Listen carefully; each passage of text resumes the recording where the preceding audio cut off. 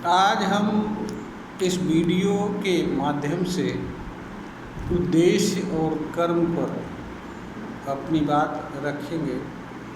इसके माध्यम से अपने ज्ञान एवं अनुभव को साझा करने का प्रयास करेंगे। उद्देश्य वह चीज़ होता है जिसको ध्यान में रखते हुए कोई व्यक्ति कर्म करता है और कर्म के माध्यम से उद्देश्य से संबंध रखने वाली चीज़ को प्राप्त करना चाहता है। उद्देश्य मनुष्य के लिए कर्म का सृजन करता होता है, उत्पत्ति करता होता है। कर्म प्रेरणा स्रोत होता है, कर्म को करने के लिए प्रेरित करता है और अनवरत प्रयास करने के लिए मनुष्य को तैयार करता है। उद्देश्य का जीवन में सबसे बड़ा महत्वपूर्ण स्थान होता है और मनुष्य को उद्देश्य के संबंध में निर्णय लेने का पूरा अधिकार होता है। मनुष्य को उद्देश्य को समझने, चाहे वो स्वयं के जीवन से जुड़ा उद्देश्य हो या किसी बात या चीज़ से संबंध रखने वाला उद्देश्य हो या प्रोफेशन, व्यवसाय या किसी अन्य चीज़ से संबंध रखने वाला उद्देश्य हो।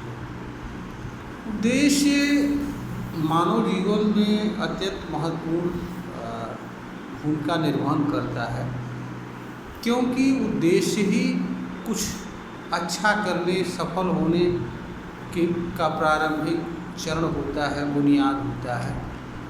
और इसके निश्चित होने के उपरांत मनुष्य कर्म करता है और कर्म करके उद्देश्य के अनुसार किसी तरह के परिणाम को प्राप्त करता है।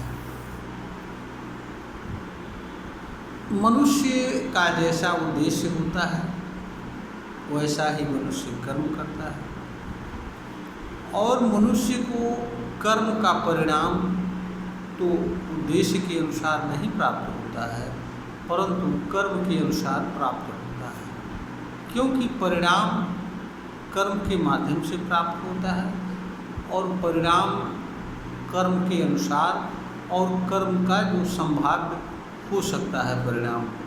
लेकिन उद्देश्य जहाँ तक बात है, उद्देश्य ही मनुष्य द्वारा किए जाने वाले कर्म का निर्धारण करता है।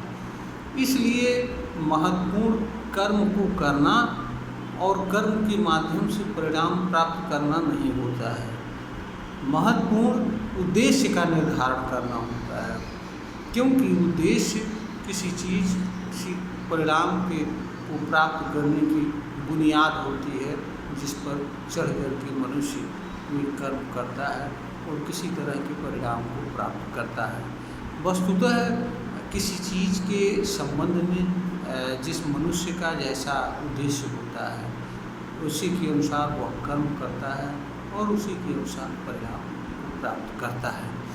इसलिए मनुष्य के लिए महत्वपूर्ण कर्म नहीं होता है, क्योंकि कर्म तो मनुष्य कोई भी कर सकता है, लेकिन कौन सा कर्म करे और क्यों करे, किस कारण से करे और किस तरह का परिणाम कर्म के माध्यम से उसे प्राप्त करना है, आदि बातों का निर्धारण उद्देश्य के माध्यम से होता है।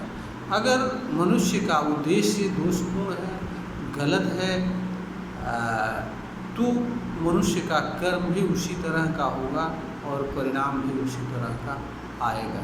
इसलिए मनुष्य के लिए कर्म प्रारंभ करने से पूर्व जो भी कर्म किसी न किसी उद्देश्य से संबंध रखते हों, उस कर्म को प्रारंभ करने से पूर्व अत्यंत सावधानी एवं सतर्कता से मनुष्य को उद्देश्य पर विचार करना चाहिए, जिसके निमित्त वह कोई कर्म करना चाहता है और परिणाम प्राप्त करना चाहता है। क्योंकि उद्देश्य के निर्धारित होने के उपरांत मनुष्य को कर्म को करके परिणाम को प्राप्त करना शेष रहता है। इसलिए मनुष्य के लिए यह आवश्यक होता है कि वह अत्यंत सावधानी से, अत्यंत सतर्कता से, अत्यंत बुद्धिमत्ता से, समझदारी से, विवेकशीलता से कर्म के संबंध में विचार करे, कर्म के उद्देश्य के संबंध में विचार करे, समझने का प्रयास करे और जो उद्देश्य उसे उचित लगे उसके अनुसार कर्म का निर्धारण करके कर्म करे। इसी में मनुष्य का कल्याण है, समाज का भी कल्याण है, क्योंकि हर मनुष्य के बाहरी कर्म का प्रभाव दूसरों पर भी पड़ता है। तो मनुष्य जैसा भी जो भी कर्म करता है उसके बाहरी कर्म का प्रभाव दूसरों पर पड़ता है। मनुष्य का कर्म केवल अकेला मनुष्य पर ही प्रभाव नहीं छोड़ता है, दूसरों पर भी। इसलिए मनुष्य के लिए यह आवश्यक होता है कि उसका उद्देश्य और कर्म ऐसा हो जो दूसरों के लिए पीड़ा एवं असुविधा पहुंचाने वाला न हो। क्योंकि अगर हम अपने किसी कर्म से किसी को पीड़ा देते हैं तो बदले में वह हमें भी पीड़ा पहुंचाएगा। यह सामान्य सा सिद्धांत है। हम अपने कर्म से स्वयं पीड़ा सहन करें और हमारे कर्म से दूसरे लोग पीड़ित हों, बदले में दूसरे लोग हमें पीड़ा एवं तकलीफ दें, यह बात हमारे समझ से किसी भी मनुष्य के लिए अच्छा नहीं हो सकता है। इसलिए हर मनुष्य के लिए यह आवश्यक है कि उसका उद्देश्य ऐसा हो जो जिससे किसी को किसी तरह का पीड़ा एवं दुख न पड़े।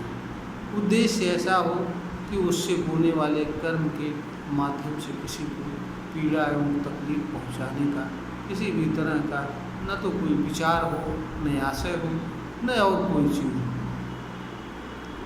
इसी में ही मनुष्य और मानव समाज दोनों का कल्याण है। यह वीडियो ज्ञानवर्धन ही बनाई गई है, प्रेषित की जा रही है। अगर श्रोता को ज्ञानवर्धन के योग्य प्रतीत हो तो इसे लाइक करें, शेयर करें और सब्सक्राइब करें।